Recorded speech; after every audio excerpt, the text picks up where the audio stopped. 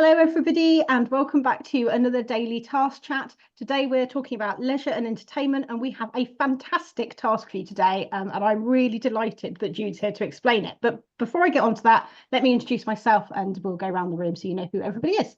I'm Natalie, I'm Head of Change and Communications at the Society of Genealogists. And if I go to my left, Joe, would you like to introduce yourself? Hi, I'm Joe. I'm a freelance historian and currently Vice Chair of the British Association for Local History. And then Jude. Hello, I'm Jude Rhodes. I'm family historian with an interest in local history and I'm on the BALH Outreach Committee. I'm based in Yorkshire and cover the north of England.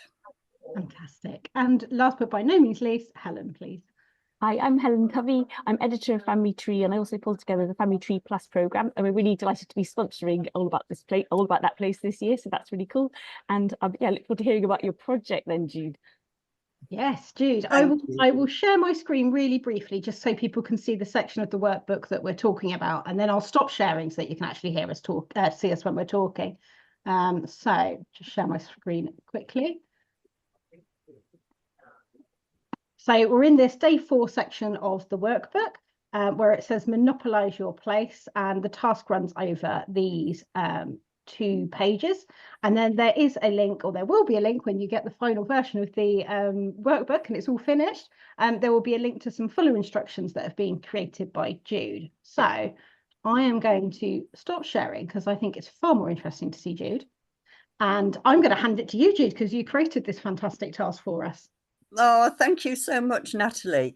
I just cannot remember where I had that boom moment of monopolize your place.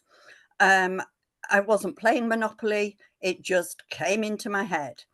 And what interested me was the history of the creation of the game of Monopoly, where it was based on social class of housing, to be honest. It's worth a look up.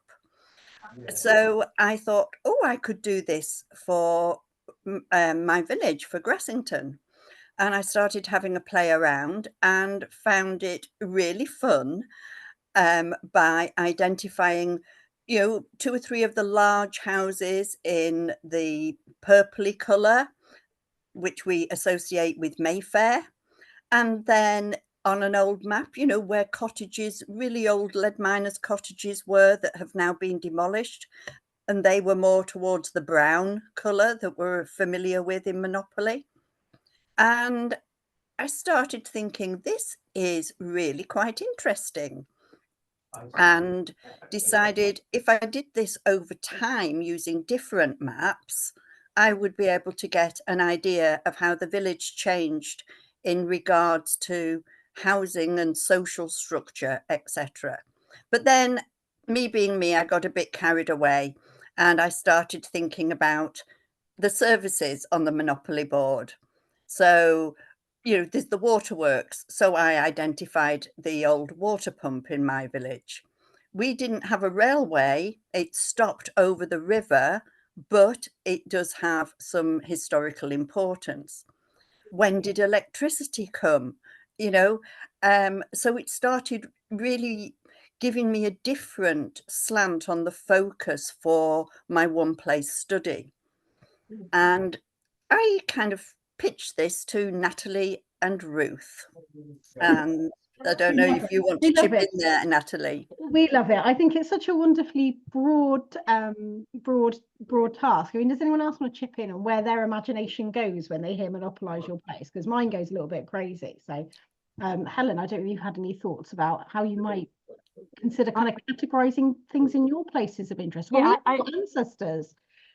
Yeah, I love Jude's idea because it's something that you can immediately get and you can think how you can apply it to your own research. And it does weirdly tie into my talk. So my talk could almost be like a case study for hers. I haven't done it color coded, but so I'm looking at my ancestors' youth, particularly their first kind of 10, 12 years of life before they go out into the world of work. So I'm trying to identify where the local swing parks were and where the local bakeries were, because if you're a little kid, you're going to be pressing your nose against the glass and all that sort of thing. So it's really kind of getting a feel for the local area, not just kind of seeing the big picture thing. So I totally love it, Jude. I think so many of us are going to be thinking of different ways we can apply it. And also, I think it's such a visual idea you've got there. You know, that eternal quest, we're always trying to kind of find ways to get our families and friends and young people into family history. I think this is going to be one of those ideas. It's really, really good. I love that. I love that thank idea you, of focusing it on I love that idea of focusing it on a theme like that. So Yes. I know that you were saying about time periods, but you could also do it around an ancestor's stage in life as well, couldn't you? That would be, that's a fantastic idea. I really love that. Joe, and I could see you like nodding away, especially when No, especially when Jude was getting to the maps part. You were like, maps over time. yeah, no, Matt, it's fantastic, and there's so many different ways you can use this, can't you? To, as you say, to framework this. I was just thinking about the potential for an SOG Hasbro collaboration for Christmas. You know, sort of make your own. But there we go. But yeah, no, I think it's fantastic. Right. Noting that down to give to the CEO. That's for sure. Good. I can have the copyright. Well, Jude can have the copyright. Monopoly might want the copyright. Yeah, well, Monopoly might too. So. But I think it's great. There's all these things, isn't there, in Monopoly? You think about the things on the board. You've got then the houses, the hotels, but you could also have, you know, farms or inns, other buildings, and then obviously we've got the like community chests and chants. So things like beauty contests, pageants, banks, mortgages, all of these different themes that are obviously part and parcel of life when Monopoly was made, you know, 100 years ago, but historically have been as well. And these things that just make us maybe think about all of the different aspects of life that I think is really important when we're doing the place and the context of our ancestors, to really think about all of those other things around their existence. So yeah, I think it's great. I'll be playing along. I love that. You've made me wonder whether you could adapt the game of life as well to an ancestor's life, kind of like one family version. You know, that could be really exciting. What about Cluedo? If you found a murder in the newspapers for your place, why not go the whole thing and do Cluedo? Absolutely, that would make a fantastic article for Family Tree magazine, wouldn't it, Helen? Yeah. Oh, fantastic. Well, Jude, before we go, if you've got any really, you know, top tips that you'd like to share for anyone who's maybe perhaps feeling a bit overwhelmed, because I suppose it could feel like quite a big task to make a whole Monopoly board out of your place. Certainly. I would just keep it simple. Get your map. Identify no more than 3 colours, for instance, for the houses. So you've got, you know, the wealth, you've got, you know, working class. You could even do it into the class structure that was used so much in the past. So keep it simple. I think I love the ideas you've all brought along. I think, you know, like a play park. How lovely, Helen, you know, Sunday school, all the things to do with the children. That would be a great focus. So yes, keep it simple. Use a map where you can see the buildings. Use, you know, a detailed enough map. Here's a plug for National Library of Scotland. Oh my goodness. Have fun finding the right map there. So yeah, keep it simple, let your imagination flow and use it the way you want to use it. I think that's the key thing. There are no set rules. It's the way that it's going to work for your place. I love that. And Helen, just before you go as well, I'm conscious, you know, you're so good at helping people to engage with their family history and share those stories, especially through the magazine. Do you have any tips for how you could perhaps hone in on a story or do it slightly, or do the Monopoly idea slightly differently so that you could help engage people through those kind of ancestral stories?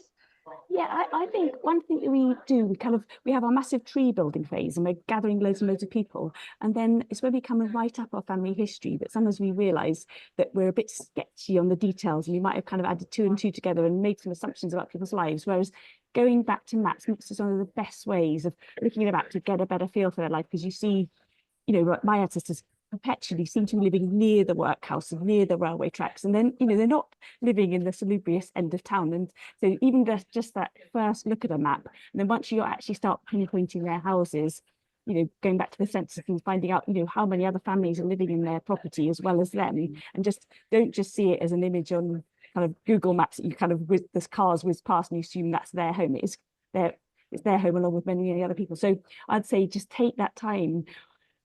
Jude says it could feel a bit overwhelming, but I think just take it a little bit at a time, focusing on maybe one family, one census document, get a map for that period, and then build it up. And it'll be such a rewarding exercise. I know it's going to be really, really popular, Jude. It's going to be great. Yeah. It's going to be great. I can see all these blog posts, hashtag, Monopoly history or something like that, going across social media. Absolutely love it. Well, thank you very much for joining me for another Daily Task Chat. I'm sure I'll be talking to all of you again soon. And for those watching the recording, we will see you all tomorrow.